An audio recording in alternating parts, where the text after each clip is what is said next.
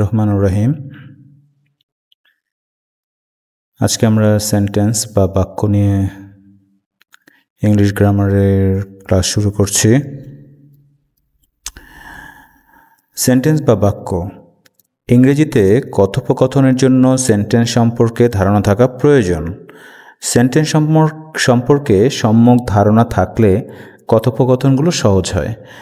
একাধিক শব্দ বা ওয়ার্ড একত্রে বসে যদি মনের একটি ভাব পুরোপুরি প্রকাশ করে তবে তাকে সেন্টেন্স বা বাক্য বলে। A sentence is a set of words which give a complete sentence.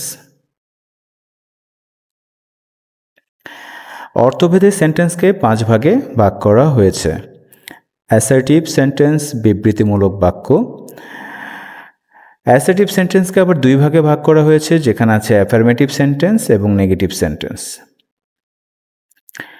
Affirmative এবং নেগেটিভ। অ্যাফার্মেটিভ সেন্টেন্সটা হচ্ছে হ্যাঁ বোধক বাক্য, নেগেটিভ সেন্টেন্সটা হচ্ছে না বোধক বাক্য। এরপরে আসি ইন্টারোগেটিভ সেন্টেন্স, যেটা প্রশ্নবোধক বাক্য। ইম্পারেটিভ সেন্টেন্স অনুজ্ঞাবোধক বা আদেশসূচক বাক্য। অপটেটিভ সেন্টেন্স ইচ্ছাসূচক বাক্য এবং এক্সক্লেমেটরি সেন্টেন্স আবেগ বা বিস্ময়সূচক বাক্য। অ্যাসার্টিভ সেন্টেন্স বা বর্ণনামূলক বাক্য। অ্যাসার্টিভ সেন্টেন্স নিয়ে প্রথমে আলোচনা করা যাক। যে সেন্টেন্সে কোনো বিবৃতি প্রদান করা হয় তাকে অ্যাসার্টিভ সেন্টেন্স বলে, অর্থাৎ সাধারণভাবে যেসব কথাবার্তা বলা হয় সেটাই আমাদের অ্যাসার্টিভ সেন্টেন্সের অন্তর্গত। অ্যাসার্টিভ সেন্টেন্স 2 প্রকার।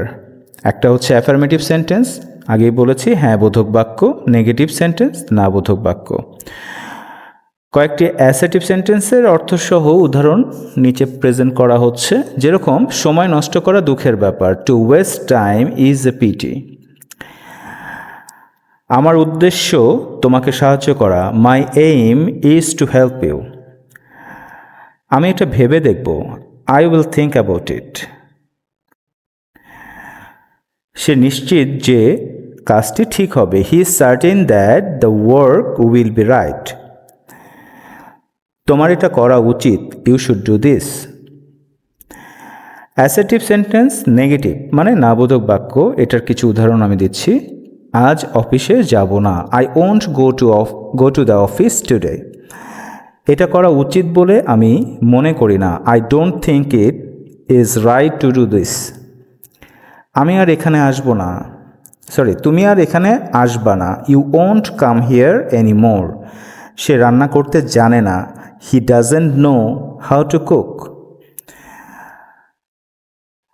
তুমি মনে হচ্ছে খুশি হওনি, you don't seem to be happy. আমি এটা তাকে করতে দেব না, I won't allow them to do this. আমি তাকে বিশ্বাস করিনি, আই ডিডেন্ট ট্রাস্ট হিম। আমি তাকে চিনি না, আই ডোন্ট নো হিম। বাঘেরা সকালে বের হয় না, the tigers don't come out in the morning. So এগুলো সব কিছু হচ্ছে আমাদের নেগেটিভ। অ্যাসার্টিভ সেন্টেন্সের নেগেটিভ অর্থসূচক বাক্য। এখানে দেখো প্রত্যেকটার ক্ষেত্রে ওন্ট মানে নট শব্দযুক্ত শব্দগুলো আছে, প্রত্যেকটাতেই নট আছে। সংক্ষেপে এন অ্যাপোস্ট্রফি কমা দিয়ে টি দেওয়া হয়েছে, প্রত্যেকটা ক্ষেত্রেই নট আছে। সো এটা হচ্ছে আমাদের অ্যাসার্টিভ নেগেটিভ সূচক বাক্য। এরপরে আসি ইন্টারোগেটিভ মানে প্রশ্নসূচক বাক্য। কোনো প্রশ্ন জিজ্ঞাসা করলে তাকে ইন্টারোগেটিভ সেন্টেন্স বলা হয়। ইন্টারোগেটিভ সেন্টেন্সের পরে সাবজেক্ট বসে। আমাদের মাথায় রাখতে হবে ইন্টারোগেটিভ সেন্টেন্সটা আসলে কিভাবে আমরা তৈরি করব। সেই ক্ষেত্রে ইন্টারোগেটিভ সেন্টেন্সের পরে সাবজেক্ট বসে। ভার্ব, টু বি ভার্ব বা টু হ্যাভ ব্যতীত প্রেজেন্ট ইনডিফিনিট টেন্স, অর্থাৎ যদি কোনো টু বি ভার্ব না থাকে সেই ক্ষেত্রে আমরা ডু বা ডাজ। পাস্ট ইনডিফিনিট হলে ডিড। অক্সিলারি ভার্বগুলোর সাথে ইন্টারোগেটিভ সেন্টেন্স গঠিত হয়। আবার নিজের মতে কারো সমর্থন চাইলে সেন্টেন্সের সাথে একটি প্রশ্ন জুড়ে দেওয়া যায়, মানে যোগ করা যায়। একে ট্যাগ কোশ্চেন বলে। তো সাধারণত পজিটিভ স্টেটমেন্টের সাথে নেগেটিভ ট্যাগ এবং নেগেটিভ স্টেটমেন্টের সাথে পজিটিভ ট্যাগ হয়। তো ট্যাগ কোশ্চেন নিয়ে আমরা নেক্সট অর্থাৎ পরবর্তীতে আরেকটা ক্লাসে আলোচনা করব। আপাতত আমরা ইন্টারোগেটিভ সেন্টেন্সটা কেমন হয় সেগুলো কিছু উদাহরণ দেখে নেই। যেমন, why do you waste time in reading trash.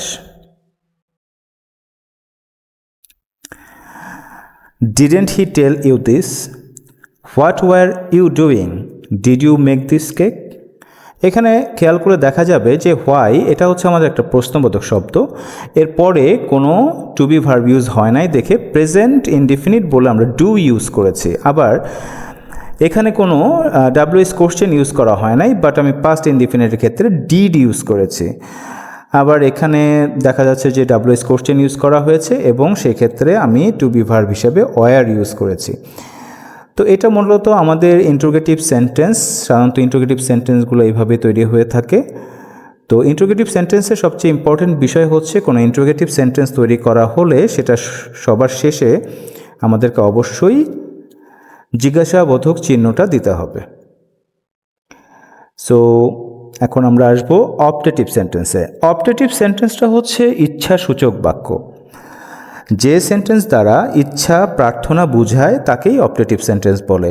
অর্থাৎ ইচ্ছা, আবেগ, অনুভূতি প্রকাশ করতে হলে অপটেটিভ সেন্টেন্স ব্যবহৃত হয়। সাধারণত অপটেটিভ সেন্টেন্স মে দিয়ে আরম্ভ করতে হয়। অনেক সময় মে শব্দটা উজ্জ্ব থাকে। যেরকম উদাহরণস্বরূপ বলতে পারি, আল্লাহ তোমার মঙ্গল করুক, মে আল্লাহ ব্লেস ইউ, তাহার আত্মার শান্তি হোক, may his soul rest in peace, তাহার সর্বনাশ হোক, মে রুইন ওভারটেক হিম, আমার মা যদি বেঁচে থাকতেন, would that my mother were alive. এখানে একটা ব্যাপার খেয়াল করি, এখানে কিন্তু আমি মে দিয়ে শব্দটা তৈরি করিনি, বাট এখানে would that my mother were alive. তো আমরা একটু আগে বলেছি যে অনেক সময় মে শব্দটা আমরা উজ্জ্ব রাখতে পারি, এই ক্ষেত্রে মে শব্দটা উজ্জ্ব আছে। তুমি জীবনে সুখী হও, may you be happy in life. তো অপটেটিভ সেন্টেন্স আমাদের মাথার মধ্যে রাখতে হবে, এটা একটা ইচ্ছাসূচক বাক্য এবং ইচ্ছাসূচক বাক্য আমরা সাধারণত মে দিয়ে স্টার্ট করব। এক্সক্লেমেটরি সেন্টেন্স, আবেগ বা বিস্ময়সূচক বাক্য। এক্সক্লেমেটরি সেন্টেন্স বিস্ময়, দুঃখ, আনন্দ, বিরক্তি, ক্রোধ, অভিলাষ ইত্যাদি বোঝাতে ব্যবহৃত হয়। এতে ভার্ব সাবজেক্টের পরে বসে, অনেক সময় ভার্ব উজ্জ্ব থাকে, মানে ভার্বটা উজ্জ্ব থাকবে। যেরকম কি আক্ষেপের বিষয়, হোয়াট এ পিটি, তোমায় ধিক, শেম অন ইউ, কিরূপ নিপুণতার সহিত সে ব্যাপারটি সমাধান করলো, how skilfully he manage the matter, ছি তুমি একজন মিথ্যাবাদী, fie you are a liar, চুপ কেউ আসছে, হ্যাশ সামবডি ইজ কামিং। তো এই উদাহরণগুলো দিয়ে আমরা মোটামুটি বুঝতে পারলাম যে এক্সক্লেমেটরি সেন্টেন্সটা আসলে আমরা কিভাবে প্রকাশ করব। তো এক্সক্লেমেটরি সেন্টেন্সের ক্ষেত্রে আমাদের মনে রাখতে হবে যে মাথায় বিষয়টা ঢুকায় রাখতে হবে যে এটা আবেগ এবং বিস্ময়সূচক বাক্য। তো আজকে সেন্টেন্স নিয়ে আমরা মোটামুটি কিছু আলোচনা করলাম। পরবর্তীতে আমরা চেঞ্জিং সেন্টেন্স বিষয়টা নিয়ে আমরা আলোচনা করব। তো ততদিন পর্যন্ত আল্লাহ হাফেজ, আপনারা ভালো থাকবেন। পরবর্তী ক্লাসে আবার দেখা হবে।